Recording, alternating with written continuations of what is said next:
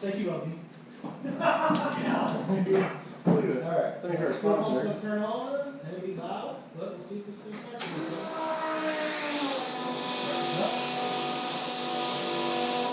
Right? Yep. Ready? Yep.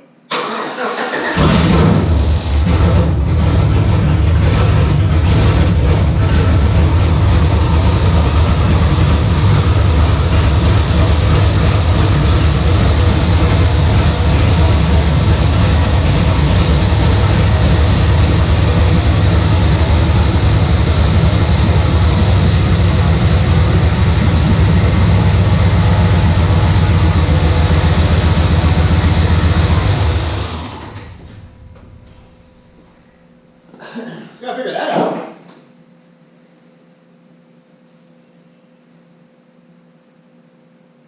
That's fun. It wouldn't shut off? No. Alright, let's figure that out. Hey, Clayton. Uh-huh. Here's your keys. Huh? Here's your keys. Hey, Rollins. Hey, runs. Hey, I'm gonna turn this on real quick. I'm gonna pull the fuel filter. You want to sit there and watch that shit and I'll start it? No. Okay. You do. I'm looking at the gauges. I didn't say. I'm trying to read the gauges and everything that are up here. Yeah. So I'm gonna turn the fuel pump on, get to my gauges, and then we'll try to start. Okay. Give us a second.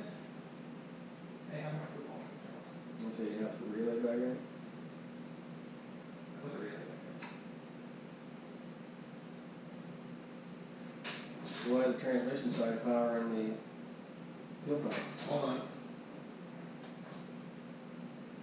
I gotta get a different plug for down here. And when you push the relay back on, if you don't have it lined up perfectly, it pushes the pin out.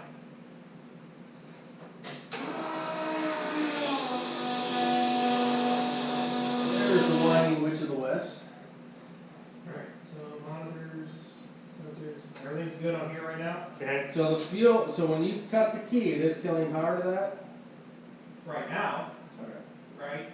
So I pulled the fuse for the Transmission side. transmission side, and we're gonna see if that's working. So just have that wrench ready. It's hands tied, so. Alright, so we're gonna start this up. Got it?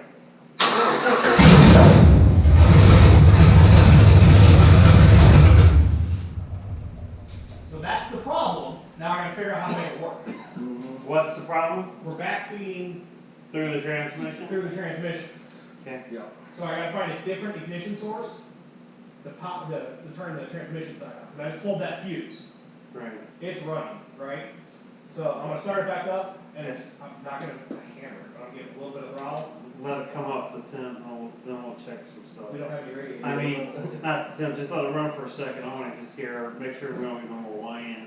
I'm gonna do that, and then I'm gonna touch the throttle and see if the throttle works. Right.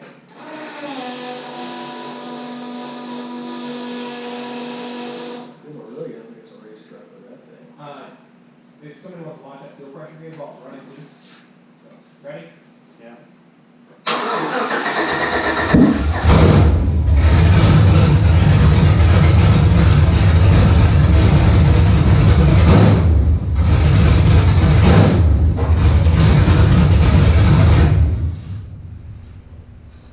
Was the fuel pressure reading okay, or? Yeah, about 50 pounds.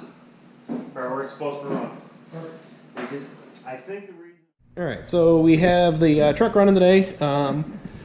We got some fluids in the truck, making sure that it wasn't going to burn up a torque converter or anything like that. But we got transmission fluid, oil in it, got the new spark plug wires, boots on, headers were on, and this thing fired up on the first shot. No problems whatsoever, except for the fact that I couldn't shut it off, which is first for us. Normally you have a little bit of issue getting them started, but we had a problem getting this one shut off.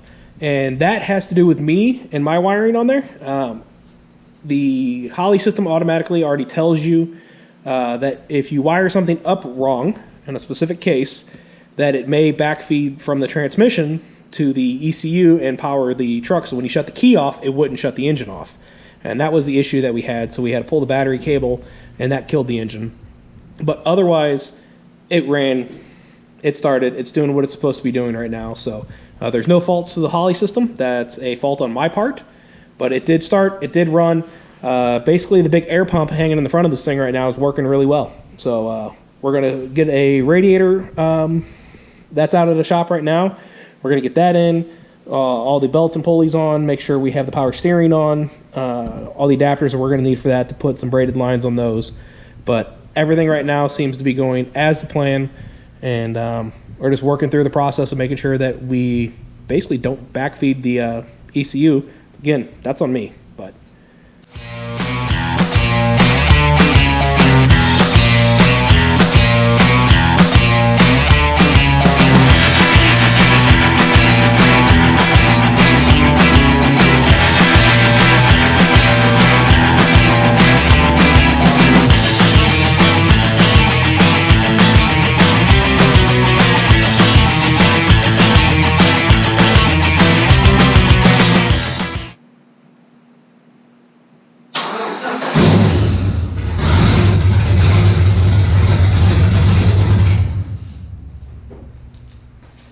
So, as you can tell, the truck can shut off now. What I had to do was wire up a relay on the transmission harness, so that way when it shuts off it quits backfeeding. It was only backfeeding 2.5 volts, but that was apparently just enough to cause it to do that. And continue to run on after the key was shut off. So I got a 5-pin relay in, got it wired up, so that way we can shut this truck off properly. Now that we have that issue corrected, we can go back to doing a lot of the other little things around here to make sure everything is buttoned up so we can get this back together, get a transmission made, or a drive shaft made, and then be able to drive this truck here shortly, hopefully. So looks like a lot left to do, but we're actually a lot of little things, and then we'll be able to get it back on the road. So we finally got some parts in, and we have our radiator in, but we're not going to use the transmission cooler on it because we have a separate cooler specifically for it. But we found that we're going to be able to mount it right here in front, not have an issue to those. So these are going to come down, sit right about here. This other bracket's going to come in here and mount up right to the wall. All this will bolt together, and we'll have a nice mount for this transmission cooler to sit in. We have more than enough clearance between the cooler and the radiator. So this is how we're going to set this one up to run a completely separate transmission cooler for our 4L60. And all right, we have our fittings for a power steering pump in. They are from ICT. They are a 5/8 18 to -6 and an 11/16. I believe that's a 16 to a -6, and they are going to run forward, and then they're going to loop back up the frame rail, and they're going to connect to our power steering pump that we have right here. And I also have the 16-1/5 fitting that I believe will fit here, and then I'll be able to have the pressure side as well as the return side on the power steering pump. Alright, so we got the power steering in, we have the pressure line, the return line, and we also have the pressure side up here. There is a adapter for it to run to the AN fitting, and then we just use a push-on for the return line. There won't be enough pressure there to really have too many issues, so that's good to go there.